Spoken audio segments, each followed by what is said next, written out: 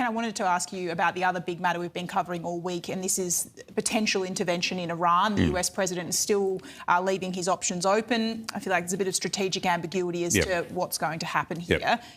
Military intervention, as you know, always comes with inherent risks. What's your assessment at the moment of where things stand? I think as far as President Trump has gone, and you're right, sometimes he uses ambiguous language or an ambiguous posture. Sometimes you think he's pulling back on an issue, and then we wake up one morning and there are B-2 bombers in the sky dropping munitions, as occurred last year, because they go in a different direction and he startles the world. The takedown of the Maduro presidency, the actual capture of Maduro himself, surprised everyone. So that strategic shock is very much part of this president's repertoire. I think on the fundamental issue, regimes such as the Iranian regime, which have had decades to entrench themselves, to vet their key operatives, to vet their armed forces, they're very hard to, if you like, unravel or take down simply by protest in the streets. Yes, protest in the streets, which is very dangerous, particularly in a place like Iran, is an element of it.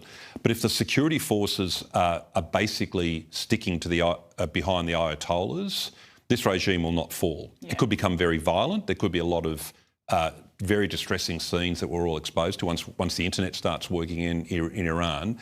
So I'd hold judgment on what is likely to happen on the ground until we get better intelligence. Obviously, the president himself would have access to the best intelligence that the Americans certainly have, and they've got very good intelligence. But sitting on the outside, I'd want to know what those key institutions are doing, because if they turn on the Ayatollahs or they say we're not going to shoot on the people, then the regime's in trouble. And that could be the leverage point here, that the US might want to be watching for signs that there is a breakaway from the Ayatollahs before taking action, because when you step back and think about it, how would a limited military strike, if that's what the president is looking at doing, going to actually take out the regime? And even if it might not take out the broader group that's loyal to Look, I don't know what his thinking is. I've been 2.5 years out from reading classified material on this, so I'm just speculating.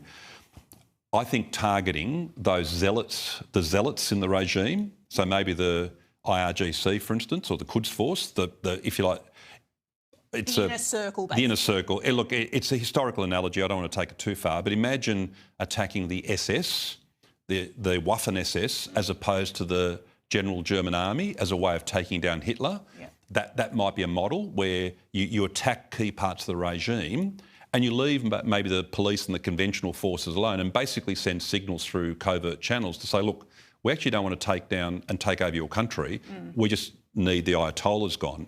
That might well be, I'm purely speculating, Trudy, that might well be the thinking. Mike Pezzullo, really appreciate your insights as always.